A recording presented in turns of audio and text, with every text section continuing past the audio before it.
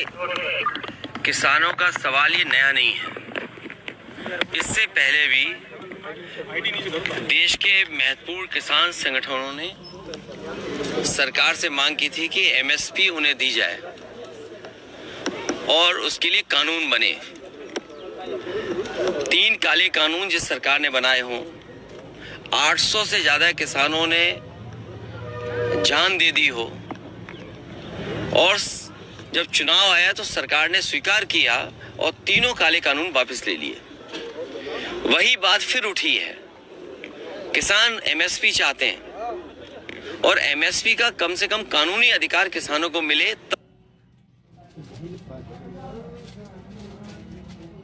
से अब एक तरह को भारत से बड़े सिंह दे रहे हैं भूल आप किसानों के ना कानून भी किसान जल्द ही जब किसान नहीं और ऊपर इकोनॉमी चली जाएगी।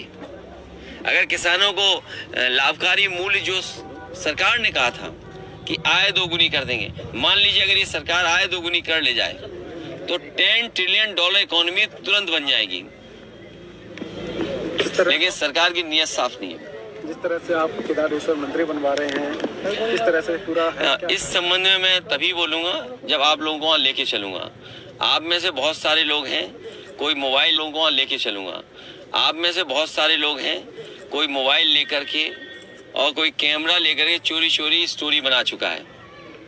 इसलिए जब बन जाएगा उस समय हम आप लोगों से बातचीत करेंगे। केजरीवाल भी रामलला मंदिर दर्शन कराए, आप कब जाएंगे? ये बात, तुम तो बहुत छोटे पत्रकार हो।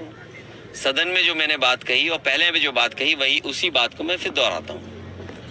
स्वामी प्रसाद मौर्य भी चलेगा, इस्तीफा दे दिया है। पंडित ने किनारा कर दिया है कि हम वोट नहीं करेंगे। राजनीति में ऐसा समय आता है, उस समय को हम लोग देख रहे हैं। तो क्या लग रहा है इसके पीछे बीजेपी कोई चाल हो सकती है? किसी की कोई चाल नहीं है। आदमी को अपने आप को धोखा नहीं देना चाहिए। तो माना जाए कि नाराजगी है उनकी टिकट न मिलने से स्वामी प्रसाद मौर्य जी की? कोई किसी की नाराजगी नहीं है। मैं तो बस इतना ही कहूंगा, किसी भी व्यक्ति को अपने खुद को धोखा नहीं देना चाहिए। राजपाल ये सब ड्रामा बता रहे हैं। कौन कह रही है? वो तो ठीक कह रहे होंगे, मुझे लगता है। मैं उनके बारे में भी कुछ नहीं कहना चाहता हूँ। तो आगे लोकसभा चुनाव है। देखिए, हमारे आपके लिए ये सवाल चटपटे इसलिए भी अच्छे लग सकते हैं कि लोग इनको सुनना और देखना चाहते हो। इसलिए हो सकता है आपकी टीआरपी, आपकी सब्सक्राइब बढ़ जाएं, लोग ज्यादा न्यूज़ देखें। उससे महत्वपूर्ण है कि जब देश का किसान सरकार के खिलाफ खड़ा है और सरकार हर हथकंडा अपना रही है जिससे किसानों की आवाज दबाई जा सके। क्या लोकतंत्र में ये व्यवहार किसानों के लिए होना चाहिए कि कील लगा दें, पानी की बौछार कर दें, आंसू गैस गोले चलवाएं, प्रशासन से सख्ती? इसीलिए मैंने कहा कि अगर आप जो किसानों को भरोसा दिलाया था कि आय दोगुनी कर देंगे, आय दोगुनी जिस दिन हो जाएगी किसानों की, भारत की अर्थव्यवस्था जिसको आप 5वां स्थान दे रहे हैं, हो सकता है पहला स्थान भी बन जाए। जिस दिन किसान आर्थिक रूप से मजबूत हो जाएगा, उसी समय देश भी मजबूत दिखाई देगा और अर्थव्यवस्था भी अभी 5 के अंदर है, बाद में 2 के अंदर पहुंच जाएगी। अबू धाबी में पीएम मंदिर का उद्घाटन करने जा रहे हैं, किस तरह से देख रहे हैं? दुनिया में जो ये मंदिर बन रहे हैं कोई नए नहीं है। और अगर आप आज के ज़माने में गूगल या और तरीके से जानकारी हासिल करोगे तो भगवान श्री कृष्ण के सबसे ज़्यादा दुनिया में मंदिर हैं। भगवान श्री कृष्ण के अमेरिका में, यूरोप में, रशिया में या दुनिया के कोने कोने में मंदिर हैं। भगवान श्री कृष्ण बहुत पहले दुनिया में चले गए थे, वहाँ पहुँच गए थे। भैया, जिस तरह चुनाव से पहले भारत रत्न बांटे जा रहे हैं, दिए जा रहे हैं, क्या लगता है चुनाव से पहले सौदेबाजी हो सकती है? हाँ, हो सकता है। अगर आपका चैनल अच्छा हो तो आपको भी भारत रत्न कभी मिल जाए। आप भी बीजेपी की तरह काम करो तो बहुत जल्दी आप देखेंगे कि किसी चैनल को भारत रत्न मिल गया और भारत रत्न ये चैनल, भारत रत्न ये चैनल, हो सकता है आप लोगों को मिल जाए। नेताजी ने जिस तरह काम किया है पूरे समाज के लिए, देश के लिए, उनके लिए आप मांग रहे हैं? देखिए, मैं ये कह रहा हूँ ये समय नहीं है। ये पार्टी कार्यकर्ता और उनके समर्थन सहयोगी, क्योंकि जो बात मैं अभी कह रहा हूँ कि चैनल के लिए भारत रत्न, फिर मैं जो आपके सवाल का मैं जवाब दूँ तो मैं ही उलझ जाऊं, इसलिए उलझाइए मत। आपके चैनल को बहुत जल्दी भारत रत्न मिलेगा। जो इस्तीफा दिया है उनका आरोप है कि आपकी ही पार्टी के कुछ कार्यकर्ताओं के हाथ। देखिए, ये जो सवाल आप पूछ रहे हैं, इस पे पार्टी के अंदर बातचीत हो जाएगी और उसका समाधान भी निकल जाएगा। इससे भी ज्यादा महत्वपूर्ण ये है कि पूरा किसान आंदोलन कर रहा है और पूरा देश का किसान भारतीय जनता पार्टी से जानना चाहता है कि जिन्होंने ये सपना दिखाया था कि आय दोगुनी हो जाएगी, और अभी जब भारत रत्न दिया स्वामीनाथन जी को और देश के हमारे किसानों के नेता चौधरी चरण सिंह जी को, उससे किसानों की उम्मीद और बढ़ गई कि सरकार उनकी सुनवाई करेगी, एमएसपी देगी, एमएसपी के लिए कोई कानून बनाएगी। लेकिन जिस तरह सरकार का व्यवहार है, कीलें लगा देना, अगर वो निकल रहे हैं तो रोकने के लिए तमाम चीजों का इंतजाम कर देना, प्रशासन पूरी तरीके से पुलिस लगा करके आंसू गैस गोले चला करके उन्हें रोकना चाहती है। आखिरकार आप भारत रत्न एक तरफ दे रहे हैं और दूसरी तरफ किसानों को आप रोकना चाहते हैं, उनकी मांग नहीं मानना चाहते। आखिरकार भारतीय जनता पार्टी चाहती क्या है? जो लोग सपना दिखा रहे हैं कि 5 लाख ट्रिलियन डॉलर की इकोनॉमी बन जाएगी, सच्चाई ये है कि किसानों की आय दोगुनी अगर हो जाए तो आपकी 5 ट्रिलियन डॉलर नहीं, हो सकता है 10 ट्रिलियन डॉलर इकोनॉमी भी बन जाए। और जो लोग ये कहते हैं कि हमारी दुनिया में 5वीं अर्थव्यवस्था बन गई है, ये 5 से दूसरे नंबर में भी पहुंच सकती है अगर ये सरकार किसानों को एमएसपी दे दे और किसानों की आय दोगुनी कर दे।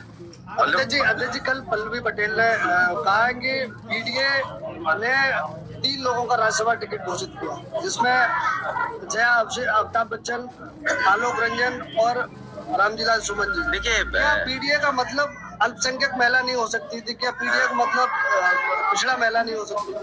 भारतीय जनता पार्टी से और भारतीय जनता पार्टी के लोग पीडीए से घबराए हुए हैं। भारतीय जनता पार्टी के लोग पीडीए से घबराए हुए हैं। जहां तक हमारे सहयोगी दल की बात है, मैं उम्मीद करता हूं कि पीडीए की लड़ाई को वो मजबूत करेंगे। और जहां तक पार्टी के निर्णय का सवाल है, आने वाले समय में तमाम सीटें आ रही हैं। अभी तो एमएलसी आना है, फिर राज्यसभा आना है, फिर एमएलसी आना है।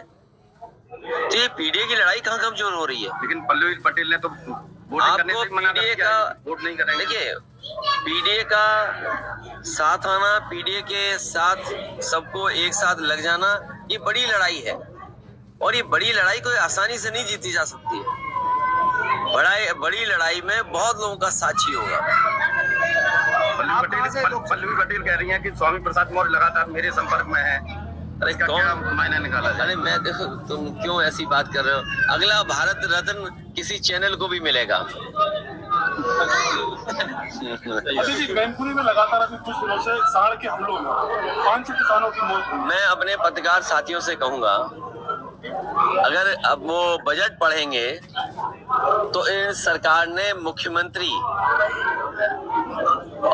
योजना चलाई है जिसमें रखवाली करना चाहते हैं किसानों के खेतों की। मुख्यमंत्री खेत सुरक्षा योजना, अगर कोई इसको अनकोड करे, मुख्यमंत्री खेत सुरक्षा यही है कि सांडों से सुरक्षा करना। तो 50 करोड़ में सांड से कैसे सुरक्षा हो जाएगी? और फिर पूरे उत्तर प्रदेश में कोई दिन नहीं जाता है जिस दिन इन जानवरों की वजह से किसी की जान न जा रही हो। ये सवाल कई बार विधानसभा में उठा है, लेकिन सरकार इस समस्या का समाधान नहीं ढूंढ रही है। और तब नहीं ढूंढ रही जब देश के प्रधानमंत्री जी ने कहा था कि 15 दिन के अंदर छुट्टा जानवरों की समस्या का समाधान हो जाएगा। आप लोकसभा चुनाव कहाँ से लड़ने वाले हैं? आप कहाँ से लड़ने वाले? बहुत जल्दी और सूची भी आ जाएगी आपके सामने। आजमगढ़ की चर्चा रायबरेली से सोनिया गांधी ने लड़ने से मना कर दिया है। तो ये पार्टी की उनकी अपना फैसला है, हमारी पार्टी का अपना फैसला होगा। कांग्रेस का एक मजबूत गढ़ माना जाता है रायबरेली और अमेठी, लेकिन अब नहीं, मजबूत गढ़ तो नहीं है। ये सही है कि वो उनकी ट्रेडिशनल सीट है और कांग्रेस की सीट ही मानी जाती है। समाजवादी पार्टी ने हमेशा उस सीट पर कांग्रेस का ही सहयोग किया है। बॉर्डर में लगातार प्रदर्शन कर रहे हैं। ये किसानों का सवाल ये नया नहीं है। इससे पहले भी देश के महत्वपूर्ण किसान संगठनों ने सरकार से मांग की थी कि एमएसपी उन्हें दी जाए और उसके लिए कानून बने। 3 काले कानून जिस सरकार ने बनाए हों, 800 से ज़्यादा किसानों ने जान दे दी हो, और जब चुनाव आया तो सरकार ने स्वीकार किया और तीनों काले कानून वापस ले लिए। वही बात फिर उठी है। किसान एमएसपी चाहते हैं और एमएसपी का कम से कम कानूनी अधिकार किसानों को मिले, तब जब आपने स्वामीनाथन जी को भारत रत्न से